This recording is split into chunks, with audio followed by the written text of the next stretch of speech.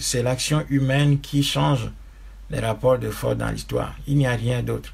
Donc à partir du moment où les hommes n'agissent pas, ou n'agissent plus, sont confinés dans une sorte de désordre organisé où les gens se détestent les uns les autres, détestant surtout ceux qui ont une lecture radicale, c'est-à-dire qui ont une lecture très approfondie du problème et prescrivent des solutions adaptées. Le fait de haïr ces gens-là et de les exclure fait que finalement nous ne pouvons pas agir. Donc nous sommes en train de nous verser dans du dilatoire et nous voulons particulariser les problèmes africains alors que justement il ne faut pas particulariser ces problèmes. Il faut considérer les problèmes africains comme des problèmes faisant partie intégrante de l'histoire de l'humanité.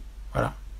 Les problèmes africains sont tout à fait classiques, même si un certain nombre d'épisodes de notre parcours historique sont différents de ce que d'autres peuples ont connu. Il n'en demeure pas moins vrai que la situation africaine est quasiment ce que d'autres peuples ont vécu à différents niveaux de leur parcours historique, et que ce qui a fait la différence entre nous et ces populations, c'est que ces populations ont pu se regrouper autour d'un leadership qui a pris ses responsabilités, qui a analysé les problèmes autrement et qui a formulé des solutions les plus adaptées, bien sûr, coûteuses, parce que on ne peut pas réformer les chaînes, on ne peut pas réformer le système colonial. Eh bien, le système colonial, on le détruit. Et pour détruire le système colonial, les populations ont besoin de s'organiser et de s'attendre à en payer le prix. Bon, donc, à partir du moment où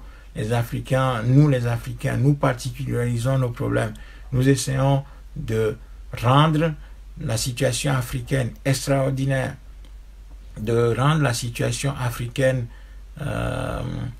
plus complexe que ce que d'autres peuples ont connu, de sorte à particulariser ces problèmes-là. Eh bien, qu'est-ce qui se passe? La conclusion, c'est que nous théorisons des actions qui ne cadrent pas du tout avec ce que les autres peuples ont fait quand ils étaient confrontés à des situations comme les nôtres.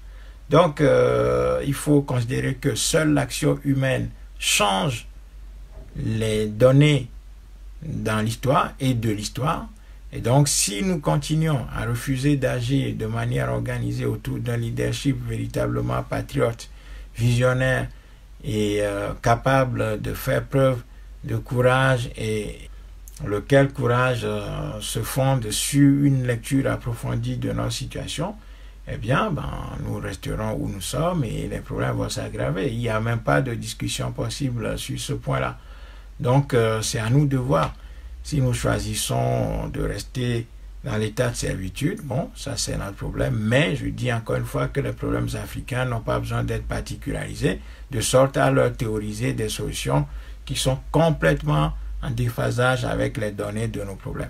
C'est en agissant comme ça que les Africains en arrivent à penser que c'est Dieu qui va venir les délivrer, que les problèmes africains sont tellement complexes, sont tellement spéciaux, sont tellement particuliers que seule l'action divine va pouvoir agir, ou que seule l'humanité ou l'humanisme retrouvé de nos bourreaux va nous délivrer, ou que si nous embrassons nos ennemis, eh bien peut-être qu'ils finiront par voir en nous que nous sommes tout aussi humains qu'eux, et que de cette lecture-là va découler une sorte de pitié qui fera que ces gens cesseraient de nous faire du tort et de nous briser, ou encore que nous avons nécessairement besoin du temps, c'est-à-dire que l'esclave demande encore plus de temps pour que le maître l'exploite, encore plus pour pouvoir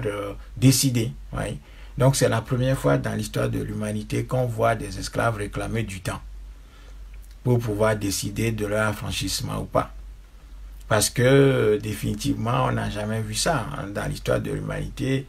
Dès lors que les esclaves retrouvent la conscience de leur humanité, ils décident d'agir immédiatement. Ils n'ont pas besoin de plus de temps pour faire les choses. Mais nous, on a tellement particularisé le problème africain que nous sommes en train de théoriser des solutions qui ne sont pas du tout adaptées aux problèmes qui sont les nôtres. Donc voilà, je ne sais pas comment nous allons nous y prendre, mais ce dont je suis sûr, c'est que le Moltra a essayé de toucher du doigt le problème et a essayé plusieurs fois de formuler des solutions. Maintenant, est-ce que nous sommes capables d'implémenter ces solutions-là? C'est là que réside toute la question. Je n'ai pas l'impression que nous sommes en train de nous orienter vers ces solutions qui sont somme toute coûteuses, mais qui sont les plus adaptées au problème. Donc voilà, moi je pense que seule l'action humaine est décisive dans l'histoire.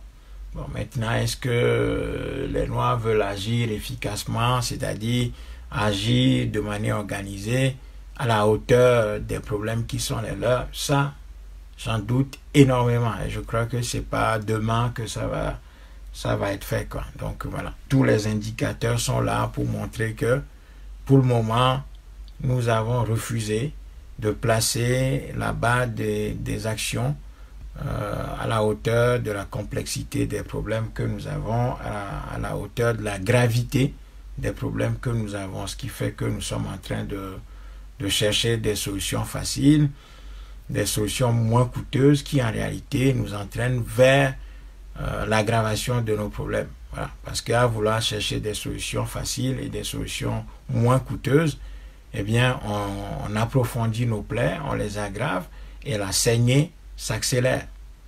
Donc, il va falloir travailler de manière organisée très vite pour pouvoir prendre la situation en main. Donc, voilà ce que je peux dire sur ce plan.